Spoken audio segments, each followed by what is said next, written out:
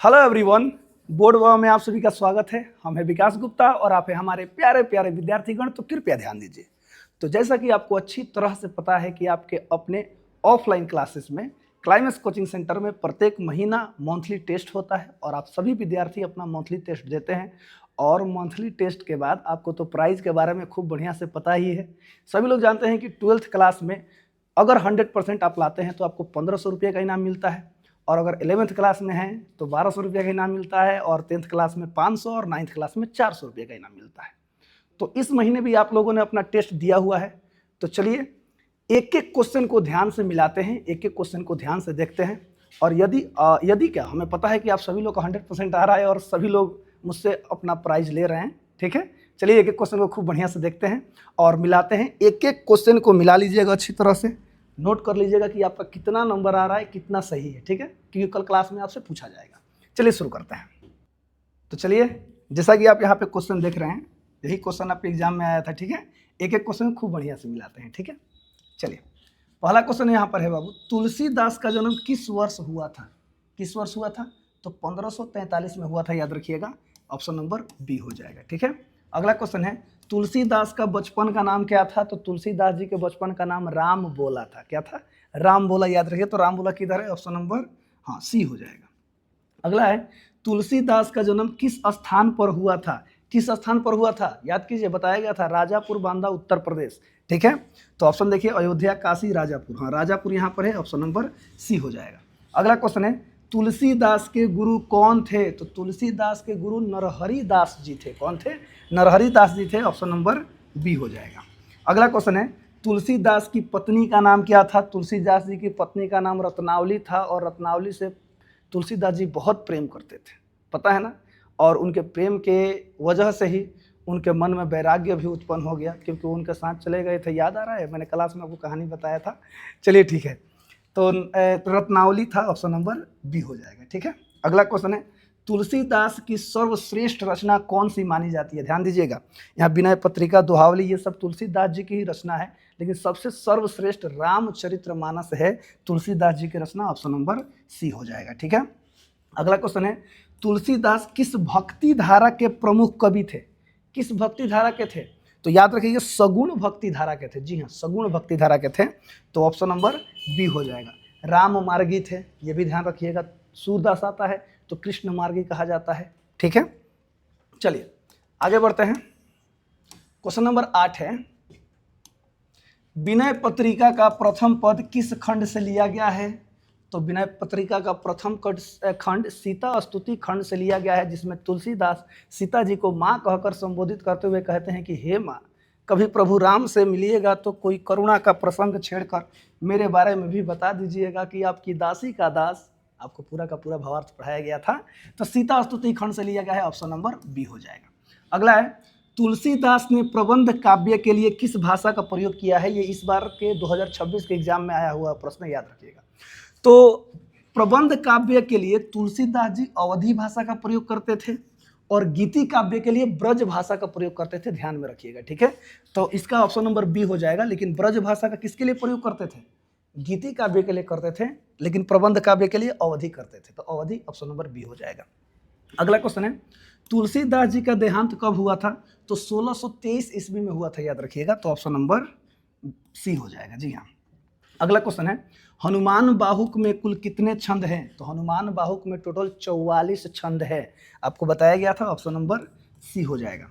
अगला है, रामचरितमानस की रचना में कुल कितना समय लगा था? तो 2 वर्ष 7 महीना 26 दिन, याद रखिएगा। 2 वर्ष 7 महीने, 2 वर्ष, अच्छा 5 महीने नहीं, 2 वर्ष 7 महीना 26 दिन, ऑप्शन नंबर सी हो जाएगा, ठीक है।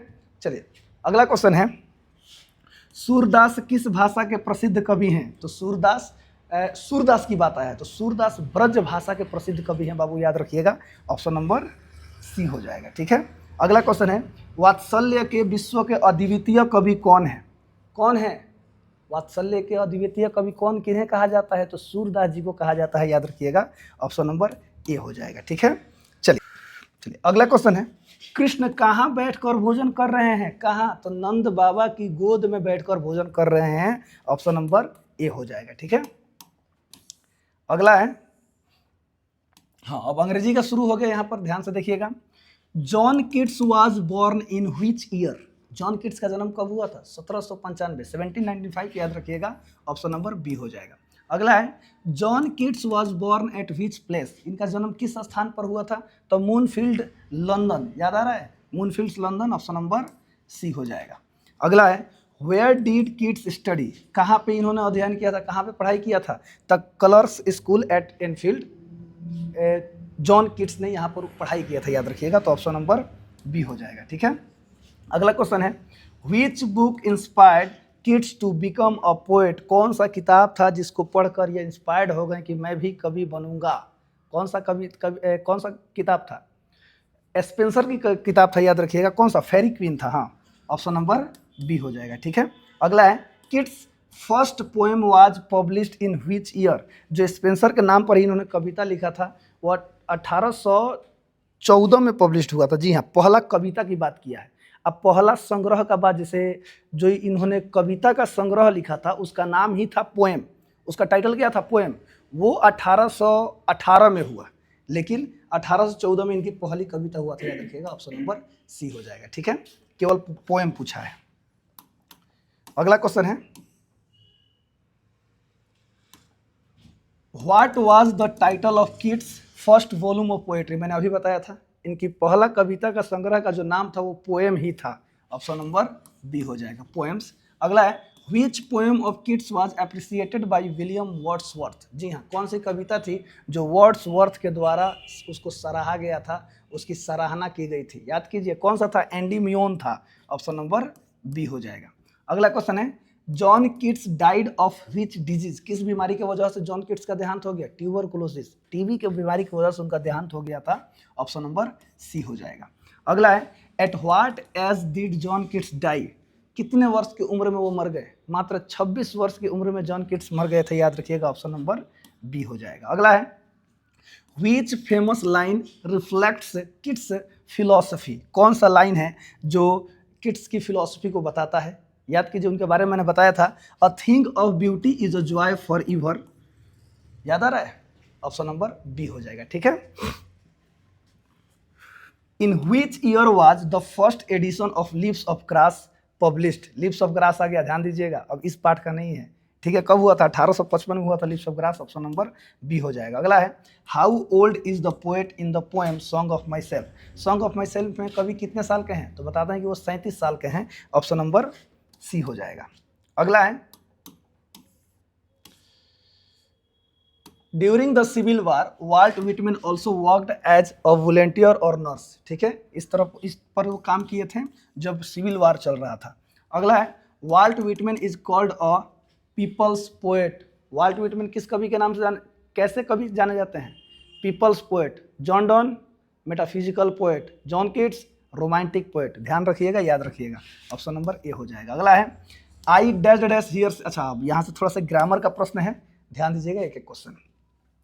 I dash dash here since morning, याद कीजिए, सिंस फॉर आ गया तो प्रेजेंट परफेक्ट कंटिन्यूअस के साथ जाएंगे, ऑप्शन नंबर बी हो जाएगा। मॉर्निंग है इसलिए ऑप्शन नंबर बी हो जाएगा। ठीक है, अगला है, my brother did not, did आ गया, तो डीड आ गया तो वर्ब वन चुन लीजिए, लो सही हो जाएगा, वर्ब वन। हाँ, अच्छा जी, देखिए, चूजिंग और ये चूजेन तो नहीं होगा, ये तो कंफर्म नहीं होगा।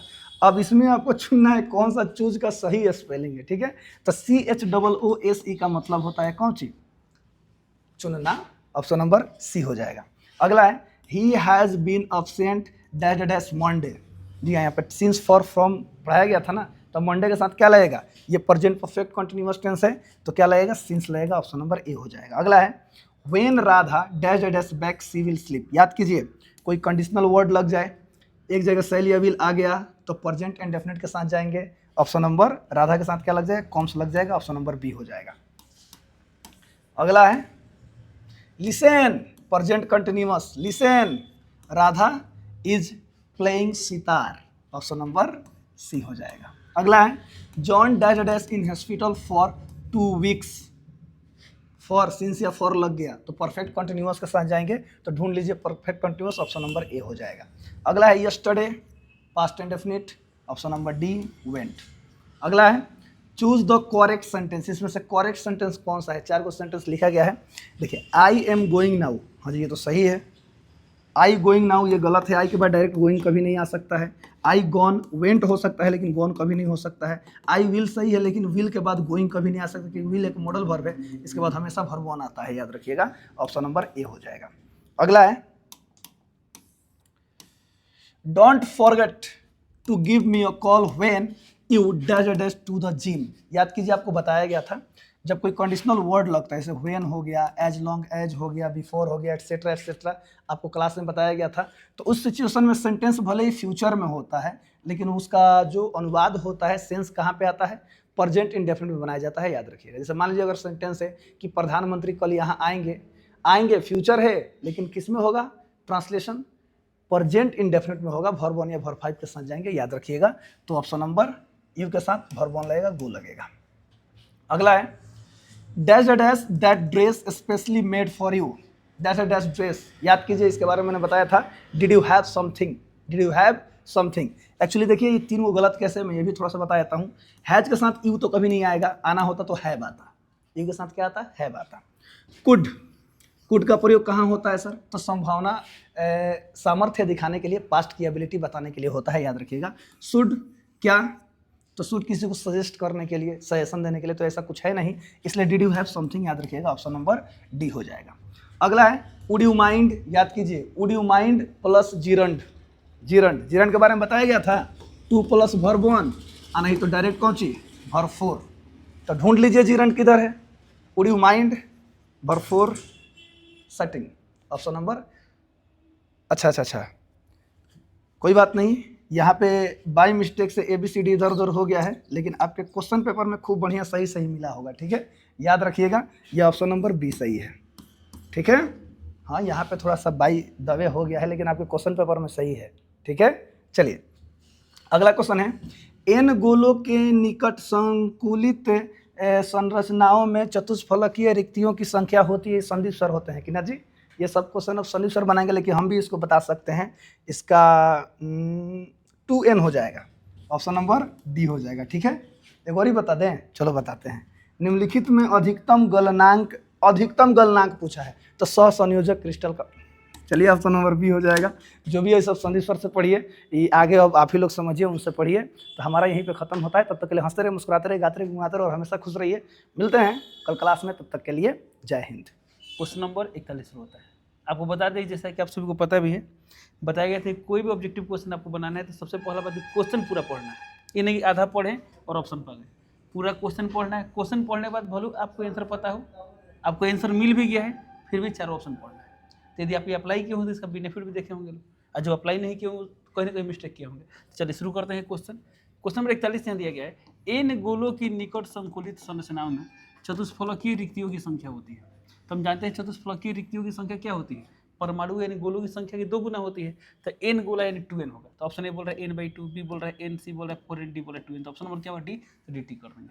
अगला क्वेश्चन, निम्नलिखित में अधिकतम गलनांक होता है। ऑप्शन ए आयनिक क्रिस्टल का। आयनिक क्रिस्टल का गलनांक तो अधिक होता ही है, बट किसका सबसे अधिक है ना देखना है।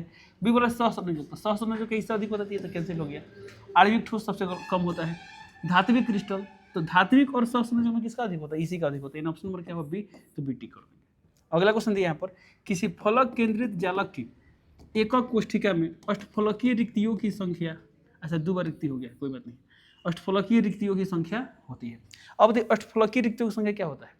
पर जितना परमाणु संख्या उतना ही अष्टफलकीय रिक्ति की संख्या होता है। चतुष्फलकीय ना 2 गुना होता है। तो हम जानते हैं अष्टफलकीय रिक्तियों की संख्या क्या होती है? परमाणु की संख्या का बराबर होती है। अब हमको ये पता करते हैं कितने परमाणु होंगे। तो क्या है? फलक केंद्रित जालक यानी FCC का बात कर रहा है।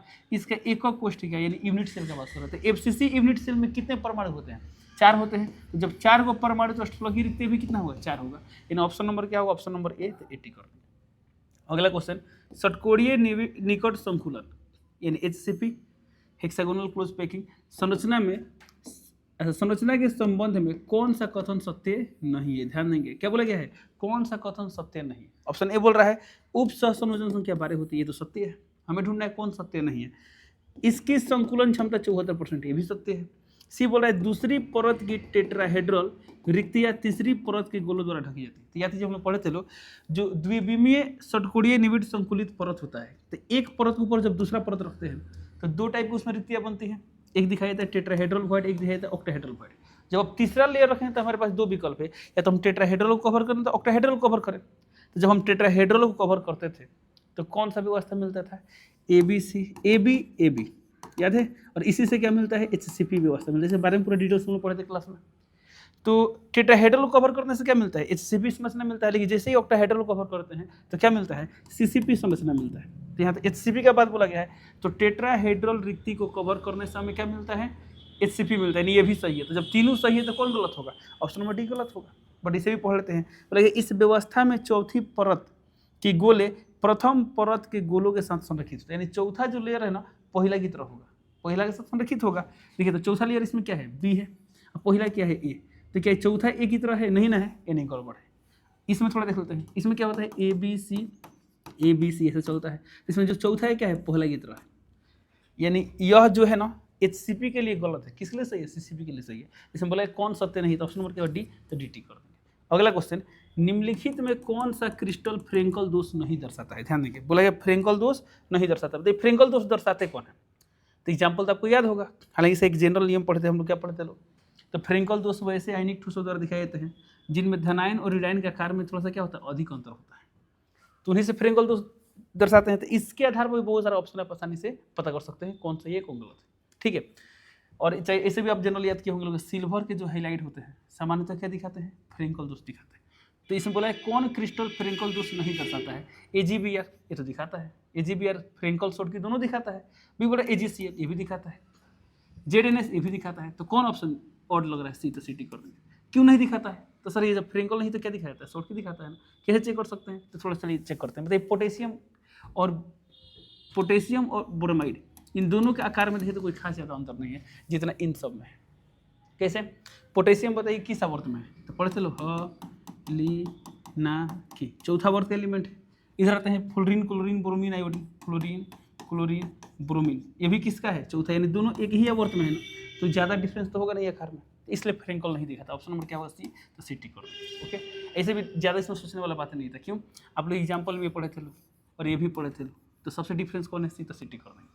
अगला क्वेश्चन, सिलिकॉन में इलेक्ट्रॉन ध्वनि, ध्यान देंगे, इलेक्ट्रॉन ध्वनि अशुद्धि मिलाने से बनता है। इलेक्ट्रॉन ध्वनि अशुद्धि माने पंच संयोजी अशुद्धि, यानी वर्ग 15 की बात कर रहा है। तो वर्ग 15 वाला अशुद्धि जब हम सिलिकॉन में मिलाएंगे तो क्या बनता है, तो वर्ग 15 वाला से N टाइप और चालक बनता है। तो ऑप्शन ए बोल रहा है P टाइप, बी बोल रहा है N टाइप, सी बोल रहा है आंतर और चालक, डी बोल रहा है विद्युतरोधी। इसका सही आंसर क्या होगा, बी, तो BT कर देंगे। अगला क्वेश्चन देखते हैं, निम्नलिखित में कौन विस्थापन दोष भी कहलाता है। तो विस्थापन दोष किसे कहते हैं, फ्रेंकल दोष को ही कहते हैं। इनमें धनायन क्या होता है, अपने स्थान को छोड़कर अंतरकाशीय स्थान में आता है, विस्थापित हो जाता है। इसका आंसर क्या होगा, ऑप्शन नंबर ए, फ्रेंकल दोष को हम लोग क्या बोलते हैं, विस्थापन दोष कहते हैं। अगला क्वेश्चन दिया है, अंतरकाशीय स्थान पर धनायन उपस्थित होते हैं, यानी किस दोष में अंतरकाशीय स्थान पर धनायन आता है। ऑप्शन ए बोल रहा है फ्रेंकल दोष में, सही बात है। फ्रेंकल दोष में क्या होता है, अंतरकाशीय स्थान पर धनायन आता है, बट आगे भी ऑप्शन पढ़ना उचित है। शॉर्टकी दोष में नहीं, शॉर्टकी दोष में क्या होता है, समान संख्या में धनायन ऋणायन दोनों क्या होते हैं, गायब होते हैं। रिक्तिका दोष बोला है, तो रिक्तिका दोष सामान्यतः तो अनायनिक ठोस द्वारा दिखाया जाता है। जब अनायनिक ठोस का बात करते हैं इसका माने क्या होगा, धनायन दिया है तो होगा नहीं। हालांकि हम लोग पढ़े भी थे लोग, फ्रेंकल दोष क्या है, फ्रेंकल दोष एक तरह से रिक्तिका दोष भी है और अंतरकाशीय दोष भी है, दोनों है। कैसे, जहाँ से धातु होता है वहाँ क्या उत्पन्न होता है, रिक्तिका दोष उत्पन्न होता है, और जहाँ पर आ जाते हैं वहाँ पर कौन दोष, अंतरकाशीय दोष। एक तरह दोनों दोष है इसमें, ठीक है। बोला तो ये धातु न्यूनता दोष, तो ये तो होगा नहीं। इसमें क्या बोला गया है, अंतरकाशीय स्थान पर धनायन है, तो इसमें तो धातु न्यूनता दोष दो तरह से उत्पन्न होता है, सब हम लोग पढ़े थे। इसका सही ऑप्शन कौन है, ऑप्शन नंबर एक मिनट ए। अगला क्वेश्चन देखते हैं, KCl को CaCl2 से डोप करने पर विद्युत उदासीनता बनाए रखने हेतु क्या उत्पन्न होगा, ध्यान देंगे। अशुद्धता दोष याद कीजिए, KCl को इससे डोप करना, यानी KCl में इसको मिलाना है। अशुद्धता दोष में हम लोग पढ़े थे ना, जब किसी क्रिस्टल में कोई अशुद्धि मिलाते हैं तो क्या होता है। तो बताइए KCl पहले से, तो KCl में क्या होगा, कन्फर्म में K plus Cl minus, K plus Cl minus, ऐसे बहुत सारे होंगे, पूरा व्यवस्था इसका होगा।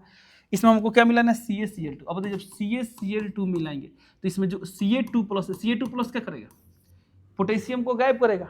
तो अब बताइए यदि एक Ca2 प्लस आता है तो कितना पोटेशियम गायब होगा, 2 पोटेशियम गायब होगा। क्यों, देखिए इसके कितने 2 प्लस चार्ज है ना, तो एगो पोटेशियम एगो के प्लस एगो प्लस, तो मान लीजिए 2 गो गायब हुआ, लेकिन रहे कहाँ, एक ही ना स्थान पर रहेगा, तो एगो पोटेशियम का स्थान ये ऑक्यूपाई कर लेगा Ca2 प्लस, और एगो रिक्त रह जाएगा, क्या होगा, एगो स्थान खाली रह जाएगा। तो आखिर जो खाली हुआ किसका स्थान खाली हुआ, के प्लस का कि Cl माइनस का, के प्लस का हुआ। तो इसमें क्या दिया है, Cl माइनस रिक्त दिया, बी बोले के प्लस रिक्त दिया। तो उदासीनता बनाए रखने के लिए क्या उत्पन्न होता है, तो उदासीनता बनाए रखने के लिए क्या उत्पन्न होता है, के प्लस रिक्त उत्पन्न होता है, यानी ऑप्शन नंबर क्या होगा, बी। तो बी टिक कर देंगे। एफ सेंटर में धातु अधिक दोष में होता है, अतिरिक्त के प्लस नहीं, ऐसा तो कुछ नहीं कि अतिरिक्त के प्लस आए थे, के प्लस गायब होते हैं, इसलिए इसका सही ऑप्शन कौन है, ऑप्शन नंबर बी। तो बी टिक कर देंगे। अगला क्वेश्चन, निम्नलिखित में कौन ठोसों की चालकता का सही क्रम है। चलिए, तो हम तो जानते हैं सबसे अधिक चालकता किसका होता है, धातु का होता है, यानी चालक का। उससे कम किसका होता है, इससे कम होता है अर्धचालक का। और सबसे कम किसका होगा, कुचालक का, यानी विद्युतरोधी का होगा। तो ये डेटा हम लोग जानते हैं। अब देखते हैं ऑप्शन क्या दिया। ऑप्शन ए बोला धातु का जो होता है विद्युतरोधी से बहुत अधिक होता है, सही बात है। चलिए इतना ही से तुलना करते हैं। बी दिया धातु का कम, धातु का तो कम होता नहीं, तो ये कैंसिल होगी। यहाँ बोले धातु कम, धातु तो कम होगा नहीं। यहाँ बोले धातु कम, ये भी नहीं होगा। तो जब 3 ऑप्शन चले गए तो ऑप्शन नंबर क्या होगा, ए। तो 80 कर देंगे। ओके, बट देखते हैं सही है गलत। तो ये बोला धातु का अधिक होता है विद्युतरोधी, सही बात है। और फिर यहाँ बोला कि अर्धचालक का विद्युतरोधी से अधिक होता है, ये भी सही बात है। तो विद्युतरोधी से क्या होता है, अर्धचालक का तन्मूल ढेर होता है, और धातु वाला बहुत ज़्यादा होता है, बहुत ज़्यादा होता है, सही बात है। तो ऑप्शन नंबर क्या है, ए। तो 80 करते हैं। अगला क्वेश्चन, तो सवाल यहाँ पर क्वेश्चन नंबर 51, निम्नलिखित में कौन धातु ऑक्साइड प्रतिलोह चुंबकीय है। तो प्रतिलोह चुंबकीय पदार्थ को हम लोग पढ़े थे लोग, तो उसके एग्जाम्पल, हालांकि एनसीईआरटी की किताब मात्र ही एग्जाम्पल दिया था। क्या दिया है, MnO। ऑप्शन नंबर क्या होगा, ए। तो 80 कर देंगे। ओके, अगला क्वेश्चन, Ni 0.98 O 1.00 में Ni+2 का प्रतिशत होगा। हालांकि आपको एनसीईआरटी एक्सरसाइज में भी सवाल दिया है। अब इस सवाल को हम लोग बढ़िया से बना भी सकते हैं, बट ऑब्जेक्टिव सवाल है तो क्या कोशिश करेंगे, जो हम लोग कॉन्सेप्ट सीखे थे उस कॉन्सेप्ट के सहायता से जल्दी बनाए। तो कैसे बना सकते हैं, ध्यान देंगे। अब तो यहाँ पर क्या दिया, Ni 0.98 O, ये कौन है, इसमें धातु न्यूनता दोष है, धातु अधिक दोष है, धातु न्यूनता दोष है। क्यों, यदि इसमें दोष नहीं रहता तो कैसे रहता, ऐसा रहता, निकेल ऑक्साइड यानी ऐसा होता। बट ये कैसे बन चुका है, ऐसे बन चुका है, यानी कुछ निकेल गायब हुए, ये कन्फर्म है। अब निकेल कुछ निकल गए हैं, फिर भी उदासीन है, तो उदासीनता कैसे बनी होगी, ऐसे यहाँ पर इसमें क्या होगा, NiO में जब ये क्रिस्टल में कोई दोष नहीं, तो इसमें सिर्फ Ni2+ होंगे, क्या होंगे, Na2+। बट इसमें क्या है, इसमें Na2+ भी होंगे और Na3+ भी होंगे। 3+ क्यों बनता है, क्योंकि जब 3+ बनेगा तो विद्युत उदासीनता बनी रहेगी। ठीक है, अब देखिए ध्यान से, क्या इसको हम ऐसा समझ सकते हैं, Ni 98O100, इसमें क्या, जब ऑक्सीजन परमाणु 100 तो निकेल कितना होगा, निकेल 98 होगा, कितना होगा, 98। अब समझिए 98 में क्या हुआ, पहले 100 था, यानी कितना गायब हुआ है, 2 गायब हुआ है। अब सोचिए Ni2+ कितने थे, Ni2+ ऐसे 100 थे, कितने थे, 100 थे, 100 गो था पूरा क्रिस्टल में, और 100 गो में 2 गो गायब हो गया। बताइए जब ये 2 गो गायब हुआ तो कितना चार्ज लॉस हुआ, 4। कितना लॉस हुआ, 4, यानी 4+ चार्ज गायब हुआ। अब 4+ मैनेज करना है। अब इसमें बाकी कितने हैं, 98 को Ni2+ है। अब Ni2+ है, एगो Na2+ Na3+ बन सकता है। तो यदि एगो Na3+ क्रिएट होता है तो कितना चार्ज मिला, 1 चार्ज मिला। क्या 2+ था, एगो ही ना बढ़ा, तो 4 गो प्लस मैनेज करने के लिए कितना चेंज करना होगा, 4 गो। कितना चेंज करना होगा, 4 गो। तो इसका मतलब स्पष्ट है कि Ni जो यहाँ पर 98 को था, इसमें 4 गो क्या बन जाएगा, Na3+ बन जाएगा, और बाकी जो है कितना, 96, 1 मिनट, 94 को क्या होगा, Na2+ होगा। तो ऐसा आप इजीली बना सकते हैं। ठीक है, तो हमें क्या निकालना है, इसमें Na2+ का प्रतिशत निकालना है। सिंपल सी बात है, Na2+ का निकालना है तो Na2+ ऊपर लिखेंगे, बटा में प्रतिशत निकालना, टोटल लेते हैं, टोटल कितना है, टोटल 98 है, तो 98। अब परसेंटेज निकालने के लिए क्या करते हैं, इंटू 100 करते हैं, यही आपका क्या होगा, आंसर होगा। थोड़ा सिंप्लीफाई करते हैं, देखिए ये कितना आएगा, बताइए यहाँ पर, ये कितना गया, 2 चौका 8, 217, 47 आ गया, कितना गया, 2 चौका 8, 49 आ गया, 47/49। ये तो कन्फर्म है, 47/49 क्या होगा, 1 से थोड़ा सा कम होगा। तो ऑप्शन से भी देखते हैं। अच्छा 1 मिनट, ये तो होगा नहीं कि बहुत कम है, अभी हमें इसको हल करना पड़ेगा। ठीक है, चलिए इसको हल करते हैं। 49/47, दशमलव देंगे तो यहाँ 0 आएगा, कितना गया यहाँ पर, चलिए 9 लेते हैं, 9 में 8, जो 36, 36 8 4 44, सही है, यानी 0.9, अप्रोक्स 0.9, यानी ऑप्शन नंबर क्या होगा, डी होगा, क्योंकि 9 से अधिक यही ना है। 0.9 समथिंग है, मतलब समथिंग है, इंटू 100 करेंगे तो दशमलव गायब हो जाएगा, यानी ऑप्शन नंबर क्या होगा, डी। तो डी टी कर दें। ओके, चलिए अगला क्वेश्चन देखते हैं। इसको एक और तरीके से बना सकते हैं, कैसे, वो भी थोड़ा देखते हैं। अब बताइए Ni 0.98 है, इसको वैसा लिख सकते हैं, Ni 98 तो वो कितना हो जाएगा, 100। ठीक है, अब बताइए इसमें क्या है, इसमें दोनों है, Na2+ भी है, Na3+ भी है। हमें क्या निकालना है, Na2+ का निकालना है या Na3+ किसी का मान सकते हैं। मान लेते हैं Na3+, Na+3 चाहे 3+ बता क्या है, तो Na+3 इसमें इसकी संख्या कितना मान लो बताइए, इसका संख्या मान ले x, तो जब इसका संख्या x है तो Ni+2 का क्या होगा, तो पूरा 98 भी x है तो कितना हो जाएगा 98 - x। इसका कुल आवेश कितना है, कुल आवेश 0 है, तो इसका कुल आवेश निकालते हैं। तो बताइए इसमें क्या है, Na3+ x है तो इसका चार्ज कितना होगा 3x होगा, Na+2 इतना है तो इसका चार्ज कितना होगा 2 × 98 - x, और इसका चार्ज कितना होगा -2 × 100 यानी कितना होगा -200, और कुल चार्ज 0 तो यहाँ लिख देंगे 0।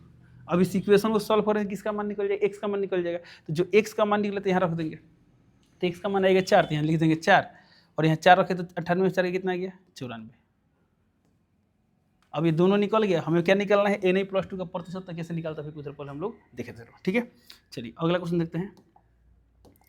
अगला सवाल यहाँ पर एक बोहर मैग्नेट्रॉन यानी एक बोर मैग्नेट्रॉन बराबर होता है, क्या होता है, तो हम जानते हैं 9.27 × 10⁻24 एम्पियर मीटर स्क्वायर होता है। इस बोर मैग्नेट्रॉन का ऐसा ही मात्रा क्या होता है, एम्पियर मीटर स्क्वायर होता है। क्यों होता है, तो आप लोग फिजिक्स में पढ़े होंगे लोग कि चुंबकीय आघूर्ण, ये किसका मात्रक है, चुंबकीय आघूर्ण का मात्रक है ना। चुंबकीय आघूर्ण का ऐसा ही मात्रक क्या होता है, चुंबकीय आघूर्ण का फॉर्मूला क्या होता है, चुंबकीय आघूर्ण का फॉर्मूला होता है IA, I माने विद्युत धारा, इसका ऐसा ही मात्रक एम्पियर, A माने क्षेत्रफल, इसका ऐसा ही मात्रक मीटर स्क्वायर, ठीक है। बट इलेक्ट्रॉनों का जब हम द्विध्रुव आघूर्ण निकालते हैं, चुंबकीय द्विध्रुव आघूर्ण निकालते हैं, तो उसका मान बहुत कम होता है, इसलिए हम लोग कौन मात्रा का इस्तेमाल करते हैं, बोर मैग्नेट्रॉन का इस्तेमाल करते हैं। इसका मान होगा 9.27 × 10⁻24, ऑप्शन नंबर क्या होगा बी, तो BT कर देंगे। अगला क्वेश्चन देखते हैं, निम्नलिखित में कौन फेरी चुंबकीय पदार्थ है, ध्यान देंगे। तो फेरी चुंबकीय पदार्थ देखते ही आपके दिमाग में एग्जाम्पल सब आ जाना चाहिए, ठीक है। अब एग्जाम्पल दिमाग में तो पूरा ऑप्शन भी पढ़ना चाहिए। तो ऑप्शन ए देखिए क्या दिया है, NaCl तो हम पढ़े नहीं थे इसमें, हालांकि NaCl क्या होता है, प्रतिचुंबकीय होता है। क्यों होता है, पहला पार्ट में पढ़े हैं तो ठीक, और नहीं पढ़े हैं तो फिजिक्स में भी पढ़ना है, चुंबकीय वाला पार्ट तो वहाँ पढ़ लेंगे, ठीक है। देखिए यहाँ देखिए Fe3 ऊपर, तो हम लोग पढ़े थे मैग्नेटाइट क्या होता है, फेरी चुंबकीय होता है, ये भी देखते हैं। यहाँ देखिए फेराइट दिया है, फेराइट, Fe2 ऊपर क्या है, फेराइट, मैग्नीशियम फेराइट है, जिंक फेराइट भी हो सकता है। तो कौन फेराइट रहे वो क्या होता है, फेरी चुंबकीय होता है। तो ये दोनों के दोनों फेरी चुंबकीय है, तो डी बोल रहा है, बी और सी दोनों, तो ऑप्शन नंबर क्या टिक करेंगे, टी करेंगे, ओके। चलिए अगला क्वेश्चन दिया यहाँ पर, पी टाइप अर्धचालक में अल्पसंख्यक वाहक, ध्यान दीजिए, अल्पसंख्यक यानी कम संख्या में कौन वाहक होते हैं। तो पी टाइप अर्धचालक में क्या होता है, तो जानते हैं पी टाइप अर्धचालक में होल की संख्या बहुत ज़्यादा होता है, किससे, इलेक्ट्रॉन की संख्या से। तो इसमें बताइए अल्प मात्रा में कौन है, इलेक्ट्रॉन है, और बहुसंख्यक मात्रा में कौन है, होल है। तो इसमें हमें क्या पूछा गया है, अल्पसंख्यक यानी माइनॉरिटी में कौन है, तो कौन है इसमें, इलेक्ट्रॉन है, यानी ऑप्शन नंबर क्या होगा, ऑप्शन नंबर ए, तो 80 कर देंगे। अगला क्वेश्चन, एन टाइप अर्धचालक में बहुसंख्यक, तो बताइए एन टाइप अर्धचालक में अधिक कौन होता है, इलेक्ट्रॉन की संख्या बहुत ज़्यादा होती है, किससे, होल से। तो इसमें बहुसंख्यक कौन है, इलेक्ट्रॉन है। इसमें अल्पसंख्यक कौन है, होल। तो इसमें क्या पूछ दिया गया है, बहुसंख्यक, यानी इसमें इलेक्ट्रॉन होगा, ऑप्शन नंबर क्या होगा, ऑप्शन नंबर सी, तो CT कर देंगे। अगला क्वेश्चन देखते हैं, निम्नलिखित में कौन सी व्यवस्था प्रतिलोह चुंबकीय पदार्थ के चुंबकीय आघूर्ण की व्यवस्थित संरेखण को प्रदर्शित करती है। हालांकि इसमें थोड़ा सा और ऐसे रहना चाहिए था कि बाह्य चुंबकीय क्षेत्र में प्रतिलोह चुंबकीय पदार्थ के डोमेन का माने व्यवस्था कैसे रहता है, ठीक है। तो ये तो पढ़े थे लोग, कैसे रहता है, प्रतिलोह चुंबकीय में क्या होता है, सब एक दूसरे के माने एक समांतर प्रति समांतर इस तरह एडजस्ट हो जाता है, एक दूसरे विपरीत दिशा में क्या होते हैं, एडजस्ट होते हैं। तो प्रतिलोह चुंबकीय में क्या होगा, ऊपर तो नीचे, ऊपर तो नीचे, ऊपर तो नीचे। देखिए तो ऑप्शन में दिया सब एक ही तरह संरेखित है, तो यह क्या है, लौह चुंबकीय, तो कैंसिल हो गया। ये भी सब एक ही दिशा में, भी लौह चुंबकीय, भी कैंसिल। इसमें देखिए दो ऊपर एक नीचे, तो जब असमान मात्रा में समांतर प्रति समांतर होते तो क्या होता है, फेरी चुंबकीय होता है, तो ये भी कैंसिल। हमें क्या चाहिए था, प्रतिलोह चुंबकीय यानी एंटी फेरोमैग्नेटिक सब्सटेंस चाहिए, देन ऑप्शन नंबर क्या होगा, डी, एक ऊपर एक नीचे, ऊपर एक नीचे, ऊपर एक नीचे, ओके। तो ऑप्शन नंबर डी होगा। अगला क्वेश्चन, निम्नलिखित में कौन सा यौगिक धातु न्यूनता दोष प्रदर्शित करता है। तो धातु न्यूनता दोष सामान्यतः कौन कंपाउंड प्रदर्शित करते हैं, तो जनरली क्या होता है, संक्रमण धातु, संक्रमण धातु के ही यौगिक क्या करते हैं, धातु न्यूनता दोष प्रदर्शित करते हैं। तो ऑप्शन ए बोल रहा है NaCl, B KCl, C FeO, D CaCl। इसमें संक्रमण यानी डी ब्लॉक के तत्व कौन है, Fe है। हालांकि सभी डी ब्लॉक के तत्व संक्रमण नहीं होते हैं, इसके बारे में हम लोग डी ब्लॉक एलिमेंट्स में पढ़ेंगे बढ़िया से। ऑप्शन नंबर क्या होगा, सी होगा, या थोड़ा सा 11th में पढ़ेंगे लोग। अगला क्वेश्चन, एफ सेंटर में उपस्थित कौन है, एफ सेंटर में उपस्थित कौन है। तो बताइए एफ सेंटर में क्या होता है, इलेक्ट्रॉन होता है, यानी ऑप्शन नंबर क्या होगा, ऑप्शन नंबर सी, तो CT कर देंगे। अगला क्वेश्चन दिया यहाँ पर, केसीएल में एफ सेंटर बनने पर कौन सा रंग दिखाई देता है? तो हम लोग जानते हैं एफ सेंटर को हम लोग रंग केंद्र भी बोलते हैं, रंग उत्पन्न करता है। तो NaCl कैसा हो जाता है? पीला हो जाता है। तो NaCl में एफ सेंटर का रंग माने एफ सेंटर का रंग कैसा कलर उत्पन्न होता है? पीला उत्पन्न होता है। अब KCl वो LiCl भी हम लोग पढ़ते हैं। LiCl कैसा होता है? गुलाबी हो जाता है। KCl कैसा होता है? KCl बैगनी हो जाता है, इसे हम लोग लाइलेक भी बोलते हैं। इन ऑप्शन नंबर क्या हो? Option number 1 minute, option number C हो जाएगा। तो ऑप्शन नंबर क्या करेंगे? सी टी कर देंगे। अगला क्वेश्चन, अब चलिए केमिस्ट्री के सवाल खत्म हुआ, अब किससे सवाल आ गए? फिजिक्स। तो ध्यान देंगे, फिजिक्स का सवाल देखते हैं। देखिए यहाँ क्या दिया है, एप्सिलॉन नॉट का मात्रक होता है, ठीक है। ऑप्शन ए बोल रहा है न्यूटन पर मीटर, बी बोल रहा है इसे फेराइड बोलते हैं, धारिता का ऐसा ही मात्रक होता है, फेराइड पर मीटर इनवर्स, सी बोल रहे हैं यहाँ पर कूलम पर वोल्ट, डी में से कोई नहीं, ठीक है। चलिए चेक करते हैं।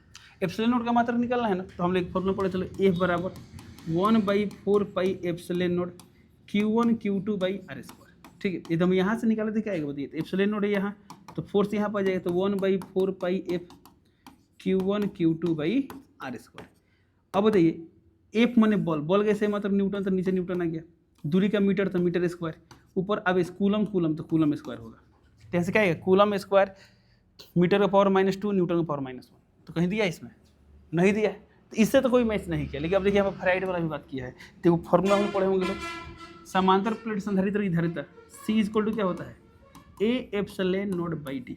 अब यहाँ से निकाले थे, बताइए क्या आएगा? एप्सिलॉन नॉट ये हो जाएगा CD/A। C माने धारिता, इसका ऐसा ही मतलब फेराइड होता है, D माने दूरी, दूरी का ऐसा ही मतलब मीटर, क्षेत्रफल का ऐसा ही मतलब मीटर स्क्वायर। तो मीटर से स्क्वायर क्या इसे क्या लिख सकते हैं? फेराइड पर मीटर। इन ऑप्शन नंबर क्या होगा? ऑप्शन नंबर बी, तो बी टिक कर देंगे। चलिए अगला क्वेश्चन देखते हैं। दो बिंदु आवेश +3 माइक्रोकूलम और +4 माइक्रोकूलम एक दूसरे को 10 न्यूटन के बल से प्रतिकर्षित करते हैं। यदि प्रत्येक पर -6 माइक्रोकूलम अतिरिक्त आवेश दिया जाए तो उनके बीच लगने वाला बल क्या होगा? तो देखिए सबसे आगे सिचुएशन समझते क्या, एक +3 माइक्रोकूलम, एक दिया +4 माइक्रोकूलम। तो मानते हैं कि यहाँ पर आवेश है +3 माइक्रोकूलम, एक यहाँ पर आवेश है कितना है? +4 माइक्रोकूलम। बीच की दूरी नहीं दिया है, कोई बात नहीं, दोनों सेम चार्ज है तो प्रतिकर्षण करेंगे। तो इनमें जो प्रतिकर्षण और उस बल का मान क्या दिया है? तो बल का मान दिया 10 न्यूटन। ये एफ है, तो ये भी क्या है? एफ है।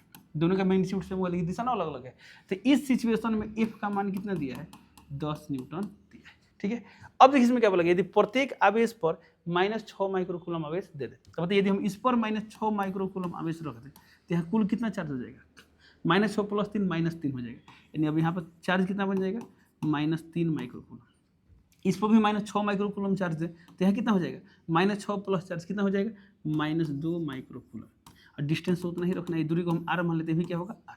अब यहाँ पर हमें बल का मान निकालना है, क्या होगा? इसको F' मान ले, यहाँ भी प्रतिकर्षण होगा, क्यों? क्योंकि दोनों सेम चार्ज, मतलब क्या बोलते हैं, दोनों का प्रकृति सेम है, ये भी ऋणावेश और ये भी क्या है? ऋणावेश है, ठीक है। अब हमें F' का मान निकालना है, क्या होगा? तो जो निकालना है इसमें भिड़ते हैं। अब बताइए F' का मान निकालना है, तो इसका फॉर्मूला क्या होता है? Q1 Q2, तो Q1 का मान दिया है, अब चिन्ह से मतलब नहीं है, 3 माइक्रोकूलम, ऐसा दिया है 2 माइक्रोकूलम। अब बटा में दूरी कितना है? r square. सर माइक्रो को आप ऐसा ही मात्रा में कहीं नहीं बदल रहे हैं, क्योंकि देखिए यहाँ भी माइक्रो और यहाँ भी क्या है? माइक्रो, तभी हम माइक्रो में लेकर हल कर रहे हैं। अब बताइए ये कब सॉल्व होगा? जब हमें इसका मान पता हो। अब इसका मान तो नहीं पता है, तो यहाँ से हम निकाल सकते हैं। देखिए अब यहाँ एफ बराबर क्या दिया है? 10 न्यूटन। इसको यदि हल करें तो यहाँ पर एफ का मान क्या होगा? बताइए Q1 Q2, तो Q1 का मान क्या है? 3, Q2 का मान कितना है? 4। अब बटा में दूरी कितना है? r square. इसका मान दिया गया है 10। यहाँ माइक्रोकूलम में, ये भी क्या है? माइक्रोकूलम है। अब बताइए हमें, एक मिनट, यहाँ से हम K/r स्क्वायर का मान निकाल सकते हैं। कितना है यहाँ पर? तो यहाँ पर K/r स्क्वायर का मान कितना हो जाएगा? इसको नीचे भेज देंगे, चाहे थोड़ा कटाते हैं, 2 हो गया, कितना गया? 5 आ गया। तो ये कितना गया? 5/3, 3 दूना 6, सही है। तो K/r स्क्वायर का मान कितना गया? 5/6। तो इसमें जहाँ K/r स्क्वायर कितना रख देंगे? 5/6, और इंटू में कितना है? 3 दूना 6, तो 6 हो गया, कितना गया? 5। तो बल का मान क्या होगा? 5 न्यूटन। इन ऑप्शन नंबर क्या होगा? ऑप्शन नंबर सी, तो सी टिक कर देंगे। ओके, चलिए अगला क्वेश्चन देखते हैं। कूलम बल है, ऑप्शन ए केंद्रीय बल, तो केंद्रीय बल है। अगला ऑप्शन बोल रहा है विद्युत बल भी है। सी बोल रहा है ए और बी दोनों, तो ऑप्शन नंबर क्या होगा? सी, तो सी टिक कर देंगे। ओके, 6 नंबर सवाल देखते हैं। सवाल यहाँ पर दिया गया है, आवेश के पृष्ठ घनत्व का मात्रा। बताइए पृष्ठ घनत्व का मात्रा क्या होता है? कूलम पर मीटर स्क्वायर होता है। ऑप्शन नंबर क्या होगा? ए टिक। कैसे होता है? तो हमने पढ़े हैं पृष्ठ घनत्व का फॉर्मूला क्या होता है? सिग्मा बराबर Q/A। क्यू माने आवेश, आवेश का सही मात्रक कूलम, ए माने क्षेत्रफल, क्षेत्रफल का सही मात्रक क्या होता है मीटर स्क्वायर। लिख सकते हैं कूलम मीटर पर -2। इन ऑप्शन नंबर क्या होगा, ऑप्शन नंबर ए 80 करते हैं। अगला क्वेश्चन, एक घन के दो विकर्णों के कटान बिंदु पर एक आवेश क्यों स्थित है। अब देखिए घन का विकर्ण बोला है, तो यानी पूरा घन का बात कर रहा है, फलक विकर्ण नहीं बोला, फेस डायगोनल नहीं बोला है, ये पूरा बॉडी डायगोनल होगा। तो जब कुछ नहीं बोला तो पूरा बॉडी डायगोनल लेते हैं। तो घन के दो विकर्णों के कटान बिंदु पर क्या है, एक क्यू स्थित है, आवेश क्या स्थित है, क्यू। तो इसका मतलब स्पष्ट है जो घन होगा, घन के एकदम सेंटर पर होगा, कहाँ होगा, तो ये जो घन के विकर्ण एक दूसरे को काटेंगे, कहाँ काटेंगे, ऐसे कोई इस मान लीजिए 1 मिनट इसको मिलन था ना, यहाँ पर तो क्या होगा, पूरा घन के एकदम बीच में होगा, सेंटर होगा। तो यहाँ पर क्यू आवेश है, क्या है, क्यू आवेश है। तो बोला घन के किसी एक सतह से गुजरने वाले विद्युत फ्लक्स का मान क्या होगा। अब देखिए घन में कितना सतह है, 6 सतह है, हमें किसी एक सतह से गुजरने वाला फ्लक्स निकालना है, तो हम तो पूरा सतह से निकाल सकते हैं, कैसे, गाउस के नियम से। तो गाउस के नियम के अनुसार इस पूरा सतह से गुजरने वाला फ्लक्स का मान क्या होगा, Q/ε0। तो ये जो डेटा है यानी Q/ε0 जो है, फ्लक्स कितना सतह से है, 6 सतह से है। तो चूंकि 6 सतह से कितना फ्लक्स निकल रहा है, Q/ε0, तो इसलिए एक सतह से कितना निकलेगा, Q/ε0, ये बट्टा में आ जाएगा 6 यानी 6 हो गया। 2 सतह से बोलते थे इंटू 2 कर देंगे, 3 तो 3 कर देंगे, 4 तो इंटू 4 कर देंगे, 6 तो इंटू 6 करेंगे तो फिर वही आ जाएगा। यानी इसका आंसर क्या होगा, Q/6ε0। तो ऑप्शन नंबर डी में, 1 मिनट, ऑप्शन नंबर डी में जी, यहाँ पर 9 हो गया बट यहाँ Q होगा, क्या होगा, Q/6ε0। ओके, अगला क्वेश्चन देखते हैं। यदि गोले पर आवेश 10 माइक्रोकूलम हो तो उसकी सतह पर विद्युतीय फ्लक्स है। अब बताइए हमें सतह पर फ्लक्स निकालना है, तो फ्लक्स का फॉर्मूला क्या होता है, तो फाई बराबर, देखिए जब क्षेत्रफल दिया होता है, इलेक्ट्रिक फील्ड दिया होता है, तो हम लिखते हैं E.S, यानी ES cos थीटा।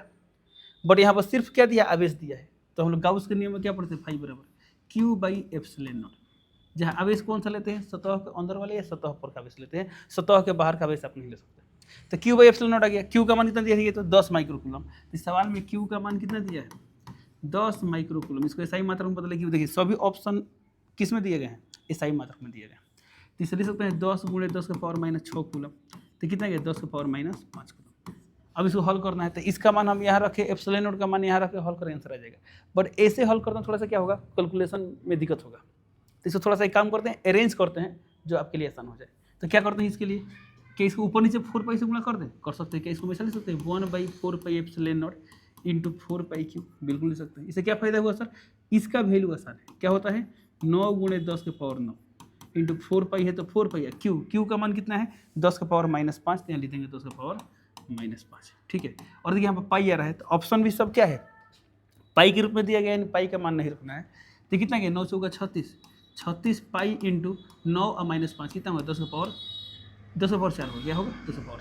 तो 36 पाई × 10⁻4, देखते हैं कहाँ पर दिया, 36 पाई × 10⁻4, ये -4 दिए थे, नहीं होगा, ये दिया है 10⁻4। बट और भी देख लेते हैं, बहुत बार क्या होता है, यही चीज़ कहीं और लिख देगा और ये मात्रक गलत कर देगा, वहाँ मात्रक सही कर देगा, इसलिए पूरा ऑप्शन देखना जरूरी है। ये तो नहीं होगा, ये नहीं, यानी जब सब गया, ऑप्शन नंबर क्या होगा, बी। ऐसा क्या होता यदि इतना ही वैल्यू यहाँ पर लिख दिया होता है और यहाँ मात्रक तो नहीं गड़बड़ करता, मैं यहाँ पर -2 लगा दिया होता, यहाँ पर नहीं लगाता, इसलिए ध्यान देंगे लोग, पूरा ऑप्शन पढ़ कर टिक करना है, ठीक है। अगला क्वेश्चन देखते हैं। विद्युत क्षेत्र रेखाओं से जानकारी प्राप्त होती है। ऑप्शन ए बोल रहे क्षेत्र की शक्ति, बी बोल रहे क्षेत्र की दिशा, सी बोल रहे आवेश की प्रकृति, डी बोल इनमें सभी। तो हम जानते हैं इन सभी की जानकारी प्राप्त होती है, तो ऑप्शन नंबर क्या हुआ, डी, तो डी टिक कर देंगे। ओके, अगला क्वेश्चन देखते हैं। एक समान विद्युत क्षेत्र में द्विध्रुव पर लगने वाला अधिकतम आघूर्ण यानी अधिकतम बल आघूर्ण होता है। तो बताइए बल आघूर्ण का फॉर्मूला क्या होता है, PE sin theta, PE sin theta. Vector form में क्या होता है, P × E। तो जब P × E तो इसका मैग्नीट्यूड क्या होगा, यही ना होगा, PE sin थीटा। अब बताइए इसका मान मैक्सिमम कब होगा, जब sin थीटा मैक्सिमम होता है। sin थीटा का मैक्सिमम मान क्या होता है, 1 होता है, जो कि 90 डिग्री का होता है, ठीक है। तो जब ये 90 डिग्री पर हुआ तो ये 1 हो जाएगा, तो अधिकतम मान क्या होगा, PE होगा, क्या होगा, PE, यानी ऑप्शन नंबर क्या होगा, ए, 80 कर देंगे। अगला क्वेश्चन, यदि किसी माध्यम का परावैद्युतांक बढ़ा दिया जाए तो दो आवेशों के बीच बल, ऑप्शन ए बढ़ेगा, बी घटेगा, सी अपरिवर्तित रहेगा, डी शून्य हो जाएगा, ठीक है। देखते हैं ध्यान से। तो बताइए दो माध्यम के बीच, दो आवेशों के बीच बल का बात किया, तो दो आवेशों के बीच बल का फॉर्मूला क्या होता है, 1/4πε0 Q1 Q2/r²। बट ये हम फॉर्मूला अप्लाई कब करते हैं, जब दोनों आवेश किस में हो, निर्वात में हो, कोई अन्य माध्यम में है तो क्या करेंगे, ये हमें इंटू एप्सिलॉन r करना पड़ता है। जो एप्सिलॉन r क्या है, माध्यम का परावैद्युतांक यानी अपेक्षित विद्युतशीलता है। अब देखिए यहाँ पर परावैद्युतांक को के बोल दिया, तो कोई बात नहीं, हम एप्सिलॉन r को क्या लिख देंगे, के लिख देंगे। यदि हम इस एप्सिलॉन r को के लिखे हैं तो इंटू किया गया, ठीक है। अब देखिए इसमें क्या बोला गया है, परावैद्युतांक बढ़ा दिया जाए, तो बताइए जब इस के का मान हम बढ़ाएंगे तो इस एफ का मान क्या होगा, घटेगा, सिंपल सी बात है। तो ऑप्शन नंबर क्या हो जाएगा, ऑप्शन नंबर डी, घटेगा, ठीक है। अगला क्वेश्चन देखते हैं, अस्थिर संतुलन स्थिति होती है। अब देखिए क्वेश्चन थोड़ा सा क्या है, अधूरा है, लाइन क्या है, अधूरा है। लेकिन चूंकि आप लोग अभी सिर्फ क्या पढ़े, इलेक्ट्रोस्टैटिक्स पढ़े हैं लोग, तो ऐसा कंडीशन हम लोग कहाँ पढ़े थे लोग, विद्युत द्विध्रुव में पढ़े थे लोग ना, बाह्य विद्युत क्षेत्र में स्थित किसी विद्युत द्विध्रुव। तो जब कोई एक समान बाह्य विद्युत क्षेत्र में कोई विद्युत द्विध्रुव रखते हैं तो संतुलन की अवस्था में कब होता है, सिर्फ संतुलन की बात कर रहा है, यानी साम्य अवस्था में कब होता है, दो स्थिति में, एक थीटा बराबर 0 डिग्री पर, एक थीटा बराबर 180 डिग्री पर। तो जब 0 पर होता है तो क्या होता है, अस्थायी संतुलन होता है, यानी अस्थायी साम्य अवस्था होता है। और 180 पर क्या होता है, अस्थायी साम्य अवस्था होता है, यानी अस्थिर बोल सकते हैं, इसमें स्थिर, इसमें अस्थिर। तो हम बोलेंगे अस्थिर संतुलन होता है, कब होता है अस्थिर संतुलन, 180 डिग्री पर होता है। ऑप्शन नंबर क्या होगा, बी, तो बी टी कर देंगे, ओके। अगला क्वेश्चन देखते हैं, यदि द्विध्रुव आघूर्ण दोगुना कर दिया जाए, एक मिनट, द्विध्रुव आघूर्ण, हाँ ठीक है, तो अक्षीय रेखा पर विद्युत क्षेत्र, ये भी क्या है, विद्युत माने अक्षीय रेखा पर विद्युत क्षेत्र, यानी किसका बात कर रहा है, किसी विद्युत द्विध्रुव का बात कर रहा है। तो मान लीजिए कोई विद्युत द्विध्रुव है, प्लस क्यू, और ये वाला क्या है, माइनस क्यू, समझिए बने से। इसका अक्षीय स्थिति कौन हो, यही ना होगा पूरा अक्षीय का। तो अक्षीय स्थिति मान लीजिए आपको यहाँ पर निकलना है, तो यहाँ पर क्या निकलना है हमें, इलेक्ट्रिक फील्ड। इसमें क्या बोला गया है, द्विध्रुव आघूर्ण इसका 2 गुना कर दे, तो अक्षीय रेखा पर विद्युत क्षेत्र क्या होगा। अब देखिए अक्षीय रेखा पर विद्युत क्षेत्र का फॉर्मूला क्या होता है, हम पढ़े, ई अक्षीय बराबर क्या होता है, 1/4πε0 2p/r के, ठीक है। एक स्पेशल केस में पढ़े थे लोग, कब, जब r का मान a से बहुत बहुत बड़ा बात था तब, ठीक है। अब बताइए ध्यान से, ये p क्या है, द्विध्रुव आघूर्ण है। तो अब बताइए यदि इस p को 2 गुना करे तो कितना गुना होगा, ये भी 2 गुना होगा, ये 4 गुना, तो 4 गुना, याद है तो आधा होगा, क्योंकि दोनों समानुपाती है ना। देखिए तो इसमें क्या बोला गया है, आघूर्ण 2 गुना कर दिया जाए, तो जब इसको हम 2 गुना करें तो ये भी कितना गुना होगा, 2 गुना होगा। तो ऑप्शन ए देखिए क्या दिया है, आधा हो जाएगा, बी बोल रहे 2 गुना हो जाएगा, सी अपरिवर्तित रहेगा, डी 4 गुना। तो ऑप्शन क्या होगा, ऑप्शन नंबर बी 2 गुना हो जाएगा। बहुत स्टूडेंट क्या करते हैं लोग, ये 2 गुना तो 2 गुना 4 करते हैं, अरे भाई ये तो कांस्टेंट है ना, ये तो हमेशा 2 है तो 2 रहेगा, जब इसको 2 गुना करे तो भी 2 गुना होगा, जब ये आधा थे क्या होगा, आधा। कैसे, इसको वैसे भी समझ सकते हैं, याद कीजिए पढ़े थे लोग, वृत्त की परिधि, यदि किसी वृत्त त्रिज्या 2 गुना करे तो परिधि कितना गुना होगा, 2 गुना होता है। क्यों, तो परिधि का फॉर्मूला क्या होता है, 2πr। जब इसको 2 गुना किए तो भी क्या होगा, 2 गुना होगा। क्या उसमें ये 2 और पाई देखने आते हैं, नहीं देखने आते हैं। लेकिन यदि r के चेंज होने से इनका भी मान चेंज होता है, तब सोच करते हैं, तब उसमें सोचते हैं कि ये बदलता है तो ये कैसे बदलता है, कि पूरा बदलने से ये बदल सकता है, बट ये तो नियतांक है ना, कांस्टेंट है, तो कांस्टेंट पर ध्यान देने की जरूरत नहीं है। अगला क्वेश्चन देखते हैं, चलिए ये हो गया कितना, क्वेश्चन नंबर 71 हो गया। चलिए 72 सवाल दिया यहाँ पर, एक विद्युत द्विध्रुव के अक्ष पर r दूरी पर विद्युत क्षेत्र तीव्रता E1 तथा लंब अर्धक रेखा पर, लंब अर्धक यानी निरक्षीय स्थिति बोल रहा है, r दूरी पर तीव्रता E2 है, E1 एवं E2 के बीच का कोण थीटा है, E1 अनुपात E2। अच्छा इसमें 2 बात पूछा है, E1 अनुपात E2 एवं थीटा होंगे, ठीक है। चलिए हम इसकी बात करते हैं। तो E1 क्या है, अक्षीय स्थिति में है, r दूरी पर, E2 क्या है, लंब अर्धक यानी निरक्षीय स्थिति में। तो बताइए E अक्षीय अनुपात E निरक्षीय क्या होता है, E1 अक्षीय है, E2 निरक्षीय। तो यहाँ पर याद है अक्षीय वाला 2 गुना होता है निरक्षीय से, यानी 2 अनुपात 1 होगा। तो 2 अनुपात 1 होगा, ऑप्शन देखते हैं कहाँ दिया 2 अनुपात 1। ऑप्शन ए बोल रहा है 1 अनुपात 1 तो कैंसिल हो गया, 1 अनुपात 2 ये भी कैंसिल हो गया, 2 अनुपात 1 या 1 ये भी कैंसिल। ऑप्शन नंबर क्या हो, सी तो सी टी कर दें। अगला हिस्सा को सॉल्व करने की भी जरूरत नहीं पड़ी, कैसे, ऑप्शन से मैनेज हो गया। लेकिन क्या होता है यदि कहीं और रहता 2 अनुपात 1, तो क्या करना पड़ता है, थीटा भी तो निकालना पड़ता है। चलिए थीटा के बारे में देखते हैं क्या है। तो थीटा क्या है, इसमें E1 और E2 यानी दोनों के बीच का कोण है। तो E1 क्या है, अक्षीय, तो मान लेते हैं क्या है, प्लस क्यू, और यहाँ पर द्विध्रुव का ये माइनस चार्ज है, ठीक है। अक्षीय स्थिति यानी यहाँ पर होगा, तो अक्षीय स्थिति पर जो विद्युत क्षेत्र तीव्रता होता है उसकी दिशा किधर होता है, द्विध्रुव आघूर्ण की तरफ होता है। ये मान द्विध्रुव आघूर्ण यानी वेक्टर पी माइनस से प्लस से कितना होता है, तो अक्षीय स्थिति में इधर आता है, याद कीजिए लोग। ऐसे फॉर्मूला में पढ़े थे लोग, क्या होता है, वेक्टर ई अक्षीय बराबर क्या होता है, K2 वेक्टर P/r। बट निरक्षीय में क्या होता है, बताइए इसके कारण निरक्षीय में क्या होगा, यहाँ पर जब इलेक्ट्रिक फील्ड निकालेंगे तो उसका दिशा इधर होगा, इधर इधर इधर। तो ये वाला इस क्वेश्चन के अनुसार यहाँ पर क्या लिखा गया, E1 लिखा गया, इसको क्या लिखा गया, E2 लिखा गया। अब आप ही देखिए फोटो में, बताइए E1 और E2 के बीच का कोण कितना है, तो दोनों एक दूसरे के ठीक विपरीत है, यानी कोण कितना है, 180 डिग्री है। 180 डिग्री यानी क्या है, पाई, देखिए मतलब पाई। ऑप्शन नंबर क्या हो जाएगा, सी हो जाएगा। अगला क्वेश्चन देखते हैं।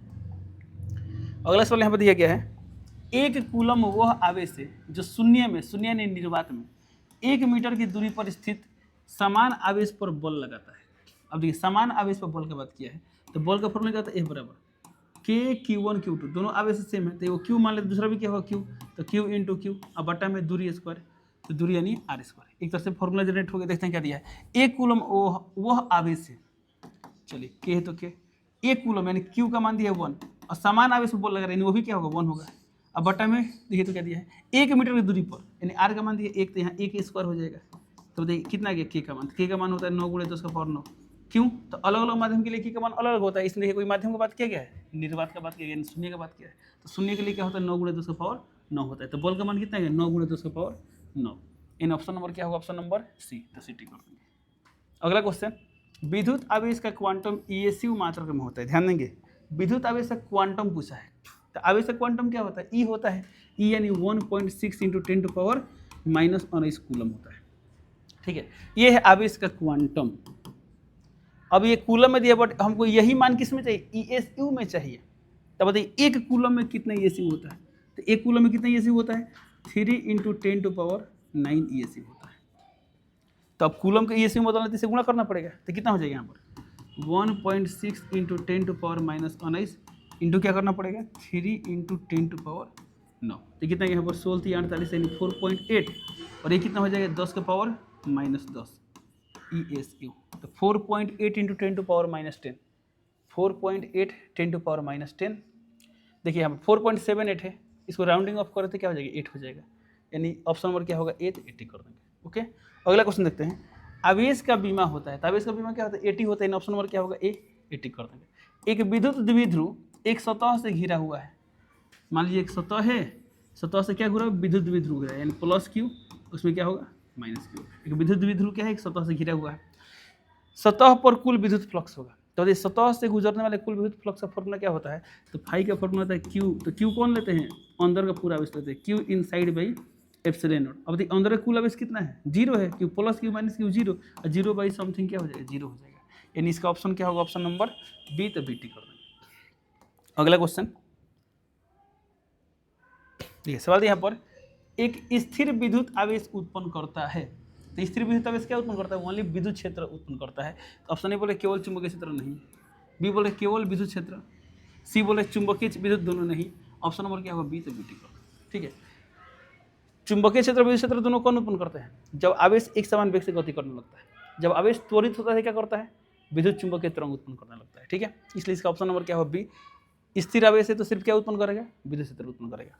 अगला क्वेश्चन देखते हैं, सवाल यहाँ पर, दो चालक गोलों की त्रिज्याएं A एवं B है, इन्हें समान पृष्ठ आवेश घनत्व से आवेशित करने पर इनकी सतह पर विद्युत क्षेत्र तीव्रताओं का अनुपात होगा। ध्यान दें, सबसे पहले सवाल ध्यान से पढ़ते हैं, सवाल को अनुकूल काम करते हैं। क्या बोले, दो चालक गोलों की त्रिज्याएं, एक चालक गोलक यहाँ पर है, अच्छा त्रिज्या वाला अलग है, यानी को बड़ा हुआ छोटा हुआ, कोई भी बड़ा छोटा बना सकते हैं, इसमें A और B में थोड़ी बोला है कौन बड़ा है कौन छोटा है, तो इसका त्रिज्या दिया है A, ऐसा त्रिज्या दिया है B, तो यहाँ B लिख सकते हैं। ठीक है, देखिए इसमें क्या बोला गया है, इन्हें समान पृष्ठ आवेश घनत्व से, यानी इसका पृष्ठ आवेश घनत्व सिग्मा है, तो भी क्या होगा सिग्मा होगा, दोनों पृष्ठ आवेश घनत्व सेम हो गया, सिग्मा से आवेशित करने पर इनकी सतह पर विद्युत क्षेत्र की तीव्रताओं का अनुपात क्या होगा।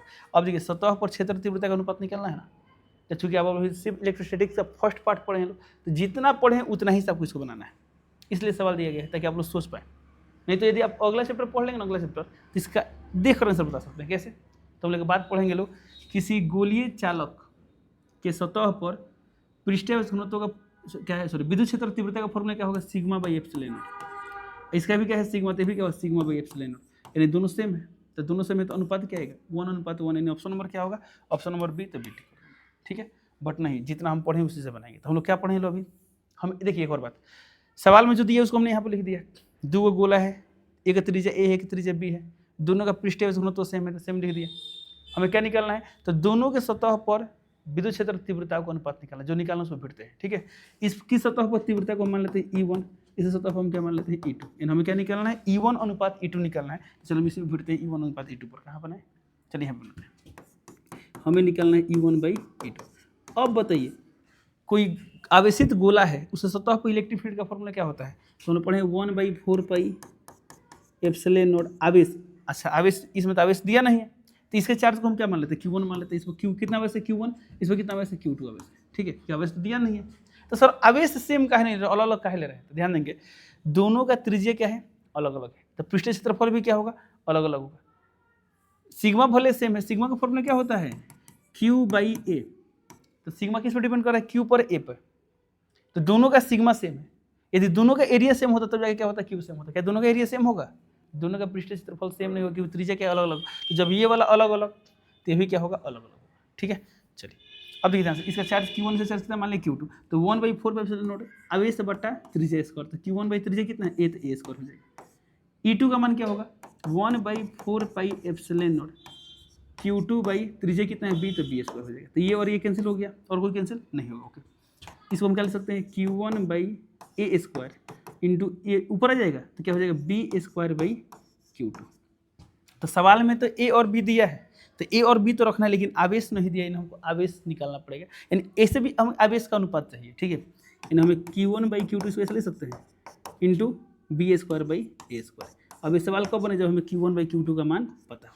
तो हम लोग का पर्पस क्या है, Q1/Q2 निकालेंगे। अब ये कहाँ से निकल सकता है, तो हमको बोला गया दोनों का पृष्ठीय घनत्व क्या है, सेम है। तो इसका पृष्ठीय घनत्व क्या होगा, इस बोला गया। तो पृष्ठीय घनत्व का फॉर्मूला क्या होता है, आवेश बटा क्षेत्रफल। क्या होता है सिग्मा का फॉर्मूला, Q/A। तो इसका निकालें तो क्या है आवेश, Q1, तो Q1/एरिया, तो इसका एरिया क्या होगा, तो बोला गया पृष्ठीय क्षेत्रफल क्या होता है, 4πr² होता है। तो 4πr का मान दिया A, तो हो जाएगा A स्क्वायर बराबर, क्योंकि दोनों का पृष्ठीय क्षेत्रफल बराबर, दोनों का पृष्ठीय घनत्व क्या है, बराबर है। इसे कितना आएगा, आवेश बटा क्षेत्रफल Q2/4πb स्क्वायर। ठीक है, यहाँ से 4/4 कैंसिल, क्या आप यहाँ से Q1/Q2 निकाल सकते हैं, तो आंसर निकाल सकते हैं। कितना है यहाँ से Q1/Q2, तो Q1/Q2 का मान आ गया A स्क्वायर B स्क्वायर। ठीक है, और यहाँ Q1/Q2 का कहते हैं कितना लिख देंगे, A स्क्वायर B स्क्वायर, और यहाँ कितना दिया है, B स्क्वायर A स्क्वायर। तो इससे ये कैंसिल, इससे ये कैंसिल, कितना आ गया, 1, यानी 1 और 1/1 यानी 1:1 आ गया। ऑप्शन नंबर क्या होगा, B, तो BT करो। ओके, चलिए अगला सवाल देखते हैं। अगला सवाल यहाँ पर दिया गया है, दो चालक गोलों की त्रिज्याएं A एवं B है। दो चालक गोला है, ऐसे उसी तरह भी फोटो बनेगा। ये वो चालक गोला यहाँ पर इसे त्रिज्या कितना मान लेते हैं A, ये वो चालक गोला यहाँ पर इसे त्रिज्या कितना मान लेते हैं B। ठीक है, ये दोनों गोला है। तो दो चालक गोलों की त्रिज्याएं क्रमशः A और B है, इन्हें समान आवेश से, अच्छा अब दोनों का आवेश सेम दिया है, इसका आवेश Q, तो इसका आवेश का लेंगे Q लेंगे। समान आवेश से आवेशित करने पर इनकी सतह पर विद्युत क्षेत्र तीव्रता का अनुपात क्या होगा। अब इस स्थिति में हमें निकालना है, इसे तीव्रता मान लेते हैं E1, इसे सतह पर तीव्रता कितना मान लेते हैं E2, हमें निकालना है E1/E2। चलिए यहाँ निकालते हैं E1/E2। E का फॉर्मूला क्या होता है, 1/4πε0 Q, तो इसका आवेश कितना दिया है Q, अब बटा त्रिज्या स्क्वायर, तो त्रिज्या कितना है A, तो A स्क्वायर। 1/4πε0 आवेश कितना है Q, अब बटा त्रिज्या कितना है B, तो B स्क्वायर। ये कैंसिल, ये भी कैंसिल, तो इसमें B ऊपर आएगा तो हो जाएगा B स्क्वायर A स्क्वायर, यानी क्या हो जाएगा B स्क्वायर अनुपात A स्क्वायर। ऑप्शन नंबर क्या होगा, ऑप्शन नंबर A, तो 80 कर देंगे। ओके, अगला सवाल देखते हैं, यानी लास्ट क्वेश्चन है फिजिक्स का, इस बात से क्या डिस्कस करेंगे लोग, मैथ का क्वेश्चन देखेंगे लोग। सवाल यहाँ पर दिया गया, एक प्रोटॉन तथा एक इलेक्ट्रॉन एक समान विद्युत क्षेत्र में स्थित है। ऐसा मान लीजिए एक समान विद्युत क्षेत्र है, इसमें क्या है, एक प्रोटॉन है और एक इलेक्ट्रॉन है। मान लीजिए यहाँ पर क्या है, प्रोटॉन, और यहाँ पर क्या है, इलेक्ट्रॉन। प्रोटॉन भी आवेशित कण है, तो जब बाह्य विद्युत क्षेत्र में कोई आवेशित कण नहीं है तो कन्फर्म उसमें बल लगेगा। ठीक है, तो प्रोटॉन पर बल, अब देखिए प्रोटॉन पर बल किधर लगेगा, तो इलेक्ट्रिक फील्ड तो इधर ना बल लगाएगा, तो इधर बल लगेगा। तो ये क्या है, फोर्स ऑन प्रोटॉन, जिससे दिशा इधर है। अब तो इलेक्ट्रॉन ऋण आवेशित होता है, तो इसमें बल किधर लगेगा, इधर लगेगा। ये है फोर्स ऑन इलेक्ट्रॉन। ठीक है, अब देखते हैं सवाल में क्या पूछा गया है। बोला गया है, अच्छा स्थित है तो स्थित कर दिए, उन पर लगने वाले विद्युत बल बराबर होंगे। क्या दोनों पर विद्युत बल बराबर है, देखिए पहला बात, विद्युत बल क्या एक सदिश राशि है। दो सदिश राशि बराबर कब होता है, जब दोनों का मैग्नीट्यूड और डायरेक्शन दोनों सेम हो। मैग्नीट्यूड तो अभी हम निकाले नहीं, अब डायरेक्शन देखिएगा सेम है, जब डायरेक्शन अलग अलग हो गया तो क्या कभी बराबर हो पाएगा, नहीं हो पाएगा। तो ऑप्शन नंबर क्या होगा, कैंसिल हो गया।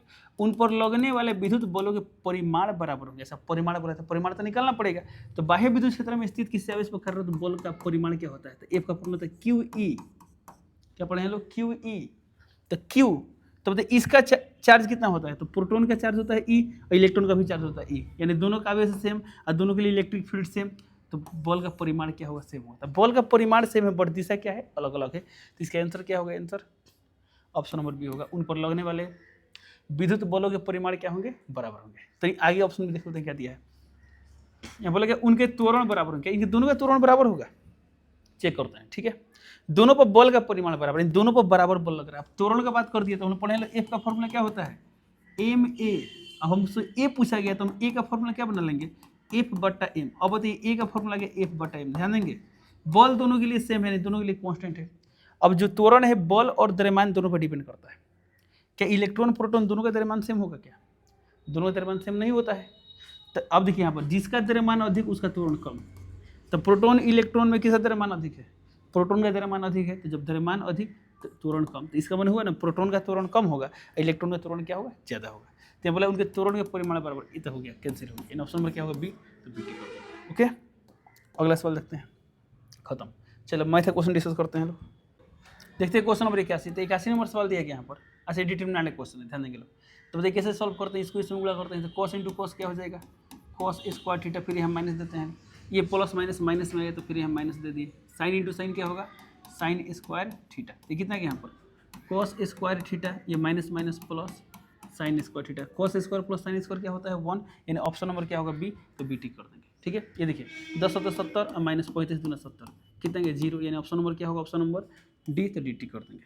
अगला क्वेश्चन देखिए क्या दिया गया। अच्छा इस डिटरमिनेंट का मान निकालना है, तब तो सॉल्व करके निकाल सकते हैं, बट थोड़ा देखते हैं। अरे बहुत सारे डिटरमिनेंट देख के बता देते हैं थोड़ा, तो देखते हैं इसको क्या देख के बता सकते हैं, चेक करते हैं। तो हम लोग पढ़े थे यदि कोई डिटरमिनेंट दिया है उसका कोई भी 2 रो या 2 कॉलम सेम हो जाए या समानुपाती हो जाए तो उसका वैल्यू क्या होता है, 0 होता है। तो चेक करते हैं, देखिए तो इसमें कोई खास लॉजिक पैटर्न देखिए तो यहाँ पर कि ये दोनों समानुपाती है, नहीं, ये देखिए तो नहीं, एक मिनट है, देखिए तो 1 चौका 4, 2 चौका 8, 4 चौका 16, यानी दोनों के दोनों क्या है, समानुपाती है। तो इसका वैल्यू क्या होगा 0, यानी ऑप्शन नंबर क्या होगा बी, तो बी टिक कर देंगे। अगला क्वेश्चन देखते हैं। सवाल यदि ए बी सी समांतर श्रेणी में हो तो इस डिटरमिनेंट का वैल्यू क्या होगा, ध्यान देंगे। ओके, अब इसे थोड़ा सिंप्लीफाई करते हैं। सिंप्लीफाई कैसे करते हैं लोग, तो जनरली जो बड़ा है उसे छोटा करने की कोशिश करते हैं। तो बताइए इसमें बड़ा कौन है, देखिए तो तीसरा रो तो नहीं, क्या दिखाई दे रहा है, बड़ा दिखाई दे रहा है। तो इसमें से ये घटा ले, इसमें से घटा ले, यानी इस डिटरमिनेंट को हम कौन ऑपरेशन लगाते हैं सर, ऊपर से नहीं घटा सकते, घटा सकते हैं, ये थोड़ा सा माइनस एलर्जी रहता है ना, इसलिए कोशिश करते हैं बड़ा में छोटा घटाएं। तो इसका नाम क्या है R3, R3 interchange by R3 minus मान लीजिए R2 कर दें, और R2 interchange by R2 minus R1 कर दें। तो बताइए R3 में से R2 घटाएंगे तो बताइए यहाँ क्या मिलेगा, इसमें से घटाएंगे तो क्या होगा 1, इसमें से घटाएंगे तो 1, और इसमें से घटाएंगे तो क्या आएगा C माइनस बी। ओके, इसमें से ये घटाएंगे तो बताइए कितना आएगा 1 आएगा, इसमें से घटाएंगे तो 1 आएगा, और यहाँ कितना आएगा b माइनस ए आएगा, क्योंकि x और x कैंसिल हो जाएगा और ये एज इट इज रहेगा x plus 1, x plus 2, x plus A. ठीक है, अब देखिए इसमें एक खास बात नोटिस कर पा रहे होंगे, ये दोनों बराबर है, ये दोनों बराबर है, क्या ये दोनों बराबर है। तो यदि ये दोनों बराबर हुआ तो क्या हो जाएगा R2 बराबर R3। तो जब भी किसी डिटरमिनेंट के 2 रो बराबर होते हैं तो वैल्यू 0 हो जाता है। तो ये दोनों बराबर होंगे, काहे सर बराबर होंगे, तो देखिए इसमें क्या दिया गया था, ए बी सी समांतर श्रेणी में है। तो जब A B C A P में है तो ए पी में है तो सारा अंतर हमेशा बराबर होगा, यानी इसमें क्या होगा बी माइनस ए बराबर क्या होगा सी माइनस बी। इसका मतलब C minus B B minus से बराबर है, तो ये दोनों जब बराबर हो तो वैल्यू क्या हो जाएगा 0, यानी ऑप्शन नंबर क्या होगा ए टिक कर देंगे। अगला क्वेश्चन देखते हैं। देखिए सवाल दिया यहाँ पर, अच्छा साइन 20 इंटू कॉस 70, इसका लिखेंगे साइन 20 इंटू कॉस 70, माइनस देते हैं तो माइनस दे दिए, ये प्लस माइनस ये भी माइनस है तो माइनस माइनस क्या हो जाएगा प्लस हो जाएगा। यहाँ कितना दिखाई दे रहा है यहाँ पर साइन 70 इंटू कॉस 20। देखिए कोई फॉर्मूला ऑब्जर्व कर पा रहे हैं, तो दिखाई दे रहा है साइन ए इंटू कॉस बी प्लस यहाँ cos A into sine B. ऐसे भी साइन कॉस वाला है तो साइन वाला ही होगा, तो क्या होता है फॉर्मूला साइन ए प्लस बी, तो 20 प्लस 70 कितना होगा 90, और साइन 90 का मान क्या होगा 1, तो 1 टिक करते हैं। ऑप्शन नंबर क्या होगा ए टिक करते हैं। सर हमको ये फॉर्मूला नहीं याद है, यदि नहीं याद है तो अब क्या करेंगे, तो ऐसे एक सवाल बताइए 10th क्लास में पढ़े होंगे लोग, क्या साइन 20 डिग्री का मान पता है, नहीं पता, तो नहीं पता है क्या करते हैं चेंज करते हैं। तो साइन याद है पूरक कोण का त्रिकोणमितीय अनुपात, तो साइन का रिलेशन किससे होता है कॉस से, पूरक कोण के संदर्भ में। तो इसको हम लिख सकते हैं कॉस, अब 20 का पूरक कोण क्या होगा 70, यानी साइन 20 को हम क्या लिख सकते हैं कॉस 70। यहाँ कितना है पहले से, एक मिनट 20 है तो 20 वाला चेंज करते हैं, ठीक है। ये क्या हो जाएगा, ये हो जाएगा कॉस का रिलेशन साइन से, तो माइनस साइन 70, अब 70 वाला रख देते हैं, कितना है साइन 70 और ये कितना है कॉस 70। अब इसको सॉल्व करें क्या होगा, कॉस इंटू कॉस से क्या हो जाएगा कॉस स्क्वायर 70, ये आएगा प्लस में हो जाएगा साइन स्क्वायर 70, अब cos square theta plus sine square theta क्या होता है 1, इन ऑप्शन नंबर क्या होगा ए टिक कर दीजिए। ओके, अगला क्वेश्चन देखते हैं। यदि lambda belongs to real number, lambda क्या है कोई रियल नंबर है, और डेल्टा इतना दिया है तो लेमडा डेल्टा क्या होगा। अब बताइए जो लेमडा है किस में मल्टीप्लाई करना है, डिटर्मिनेंट में करना है। तो जब भी डिटर्मिनेंट में कोई कांस्टेंट से मल्टीप्लाई करते हैं तो क्या होता है, किसी एक ही रो या एक ही कॉलम में मल्टीप्लाई होता है। तो ऑप्शन ए में देखिए क्या किया, सभी एलिमेंट में मल्टीप्लाई किया, जो कि क्या है गलत है। बी में मात्र एक एलिमेंट में भी क्या है गलत है। सी देखिए तो मात्र एक कॉलम में क्या है, जो कि क्या है सही है। तो ऑप्शन नंबर क्या होगा सी, तो सी टिक कर देंगे। अगला क्वेश्चन, यदि omega not equal to 1, omega cube बराबर 1 हो, हालांकि पढ़े भी थे लोग, ओमेगा क्या है एक्स क्यू बराबर 1, यहाँ एक्स के 3 वैल्यू आएंगे जिसमें वो रियल होता है, दो इमेजिनरी होता है, एक होता है 1, एक होता है ओमेगा, एक होता है ओमेगा स्क्वायर, ठीक है। उसी ओमेगा का बात कर रहा है। तो हम जानते भी हैं ओमेगा क्यू क्या होगा, यहाँ ओमेगा रखे तो 1 आएगा। तो ये डेटा आपको पहले से पता है, ठीक है। इसमें बोला गया है कि यदि इसका मान 0 है तो एक्स का मान क्या होगा, ध्यान देंगे। देखिए इस डिटर्मिनेंट के वैल्यू 0 है तो हमें क्या निकालना है, एक्स का मान निकालना है। अब देखिए इसमें ये देख पा रहे हैं सिमेट्रिकल दिख रहा है, यानी इसमें आप रो वाला ऑपरेशन लगा के भी बना सकते हैं, कॉलम वाला से भी बना सकते हैं। यदि हम किसी एक रो में बाकी सभी रो को जोड़ दें, सब एलिमेंट सेम हो जाएगा। यदि हम इसको अप्लाई कर दें इस तरह से R1 change by R1 plus R2 plus R3, तो ये डिटर्मिनेंट कैसा बन जाएगा। तो यहाँ कितना है, तो x प्लस 1 प्लस ये ओमेगा प्लस क्या हो जाएगा ओमेगा स्क्वायर। यहाँ भी क्या होगा, सब जोड़ने से सेम आ जाएगा, x plus 1 plus omega square. यहाँ भी क्या हो जाएगा, सेम हो जाएगा, x plus 1 plus omega square. और ये सब क्या होगा, एज इट इज रहेगा, इसी तरह उतर रहता है। अब बराबर क्या होगा 0, तो बराबर 0 देती है, ठीक है। अब देखिए ये सब सेम है तो इसको कॉमन ले सकते हैं। जब इसको हम कॉमन लेकर बाहर आएंगे तो बाहर क्या आएगा, x प्लस इतना, इसका वैल्यू कितना होता है 0 होता है, 1 प्लस ओमेगा स्क्वायर 0 होता है। तो x प्लस 0, तो खाली x से ना बचेगा, तो इसको x निकलते हैं, तो x इंटू समथिंग बराबर 0। और इस इक्वेशन को देखो तो x का वैल्यू क्या होगा 0 होगा ना, तो x का मान 0 यानी ऑप्शन नंबर क्या होगा डी, तो डी टिक कर देंगे। अगला क्वेश्चन देखते हैं, बोला गया यहाँ पर सारणिक का मान यानी इस डिटर्मिनेंट का वैल्यू बताना है क्या होगा। ओके, अब इसको सॉल्व कर लेते हैं। या देखिए इसमें कोई खास अप्रोच दिखाई दे रहा है, दिखाई दे रहा है, ठीक है ना, तो सॉल्व कर लेंगे, ठीक है। एक काम करते हैं, सॉल्व कर लेते हैं। या कोई प्रॉपर्टीज लगाएंगे तो क्या होगा, थोड़ा सा आसान हो जाएगा, ठीक है।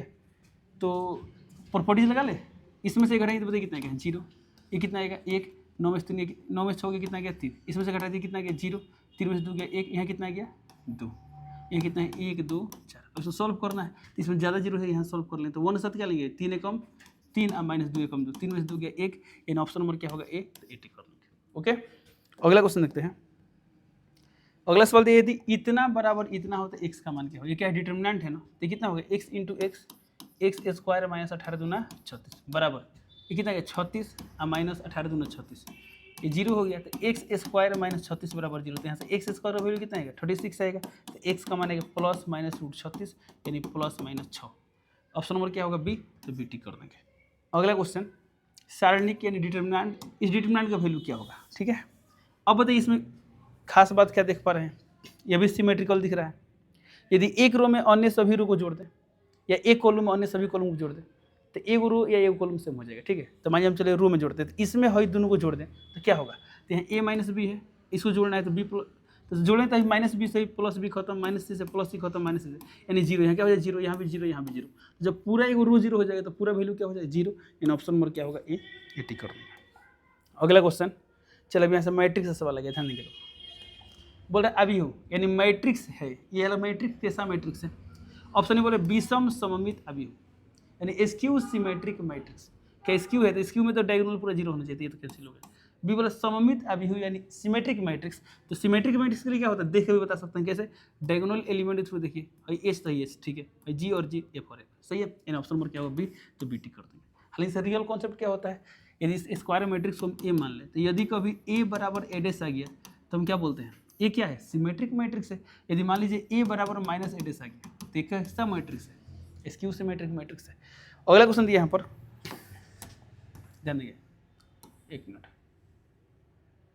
चलिए। यहाँ बोला गया है कि यदि ए कोटि 2 यानी ऑर्डर 2 का व्युत्क्रमणीय अभिव्यू यानी इन्वर्टिबल मैट्रिक्स हो तो डिटर्मिनेंट ऑफ ए इनवर्स क्या होगा। सिंपल है, हमें क्या निकालना है, डिटर्मिनेंट ऑफ ए इनवर्स निकालना है। इसको आप निकाल सकते हैं कैसे, अब जो डिटर्मिनेंट ए इनवर्स का फॉर्मूला क्या होता है, इसका होता है 1 determinant of A into adjoint A, ठीक है। अब बताइए ये अपने आप में क्या है, एक मैट्रिक्स है, हाई वाला क्या है कांस्टेंट है। तो ऐसा याद कीजिए, एक बात पढ़े चलो कि ए डिटर्मिनेंट में तो के जब बाहर लेने से क्या होता है, तो ए यदि 3/3 का है तो के का पावर 3 बाहर होता है, क्योंकि 3/3 है तो तीनों रो में से तो के बाहर निकलेगा ना। के क्या है, मैट्रिक्स में गुणा है तो ये होता है। यदि n/n ऑर्डर का है तो यहाँ क्या होगा, के का पावर n होगा। सर 2/2 का है तो यहाँ के का पावर 2 बाहर होगा। अब देखिए यहाँ पर ये कितना ऑर्डर का है, एक मिनट ये सवाल ना बना रहे, ओके 2 ऑर्डर का है यानी 2/2 का है, ठीक है। अब बताइए जब ये 2/2 का है तो यहाँ पर ये क्या होगा, इसका स्क्वायर के साथ में बाहर आएगा तो a का स्क्वायर 1, यहाँ हो जाए डिटरमिनेंट ऑफ a का स्क्वायर, इतना गया।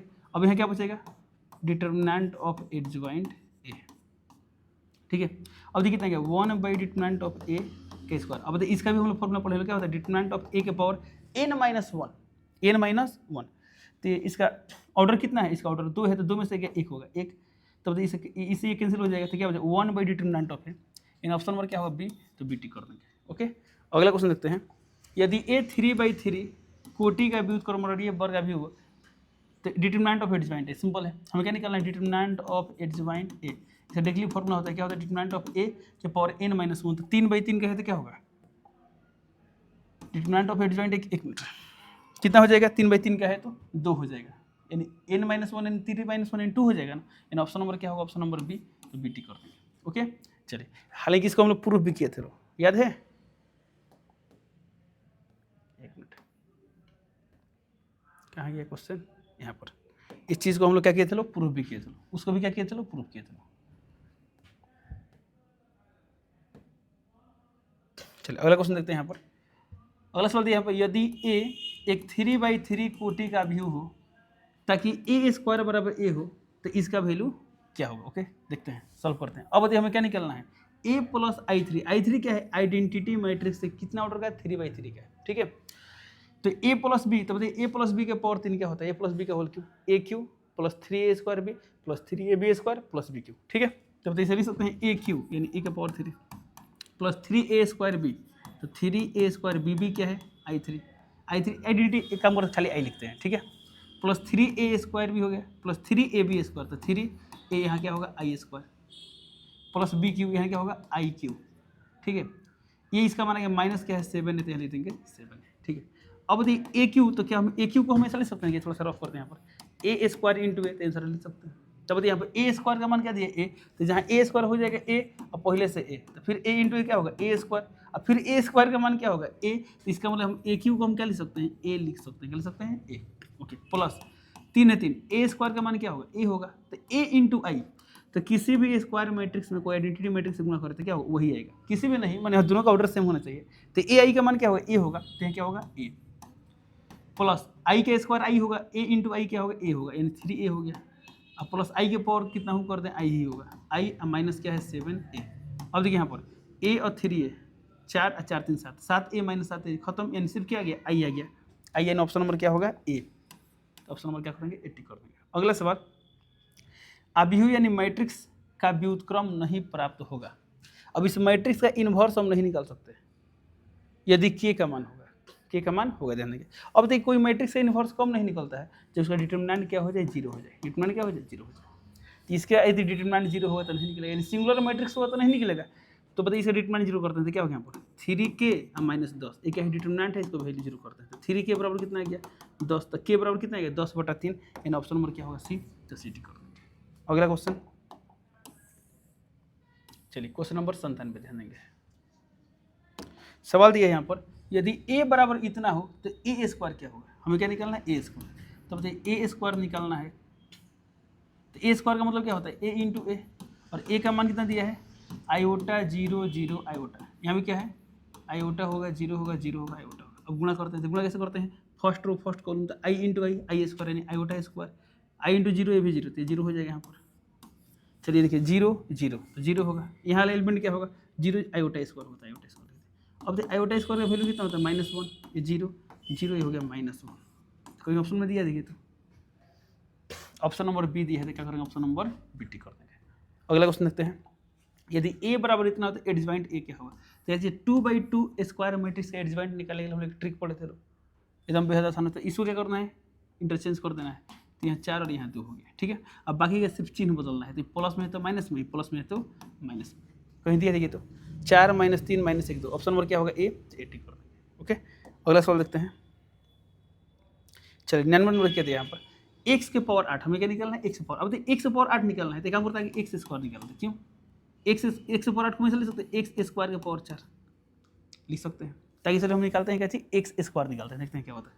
तो एक्स स्क्वायर का मान क्या होगा, एक्स इंटू एक्स, तो एक्स का मान कितना दिया है 0 1 1 0, यह क्या होगा 0 1 1 0, ये कितना क्या होगा 0 इंटू 0 0 1 इंटू 1 तो 1 होगा। यहाँ देखिए 0 इंटू 1 0 1 इंटू 0 0 तो 0 लिख लेते हैं। यहाँ का एलिमेंट क्या होगा 1 इंटू 0 0, ये भी 0 होगा तो 0 लिख दिए। यहाँ कितना आएगा 1 इंटू 1 1 अब प्लस 0 यानी 1 हो जाएगा। ठीक है, तो एक्स स्क्वायर का मान इतना यानी क्या आइडेंटिटी मैट्रिक्स आ गया। हमें क्या निकालना है, ध्यान दें कि एक्स का पावर 8 निकालना है। तो एक्स का पावर 8 को लिख सकते हैं एक्स स्क्वायर का पावर 4, और ये क्या निकला है आइडेंटिटी। आइडेंटिटी के पावर कितना हो कर दे हमें क्या मिलेगा, आइडेंटिटी मिलेगा। यानी इसका ऑप्शन क्या होगा, option number D identity matrix. यदि यही क्वेश्चन बोला होता कि एक्स का पावर आपको नहीं निकालिए, यानी कोई विषम संख्या दे देता तो क्या इसको हमेशा लिख सकते हैं कि तो एक्स स्क्वायर के पावर 9 9 दूना 18 फिर इंटू क्या आता है एक्स आता है। अब ये तो हो गया आइडेंटिटी, एक मिनट, हाँ ठीक है, आइडेंटिटी पावर कितना होगा तो क्या होगा आइडेंटिटी होगा इंटू एक्स, यानी फिर क्या होता है क्वेश्चन आता है, क्या आता है क्वेश्चन। यदि विषम संख्या होता है तो यही आंसर हो जाता है, बट सम संख्या है तो आइडेंटिटी होगा। आइडेंटिटी मतलब ऑप्शन नंबर डी होगा। ठीक है, अगला क्वेश्चन देखते हैं and last question, question number 100। ध्यान देंगे सवाल यहाँ पर, यदि ए बराबर इतना तो ए इनवर्स क्या होगा। सिंपल है, ए इनवर्स का फॉर्मूला क्या होता है 1 by determinant of A into adjoint A.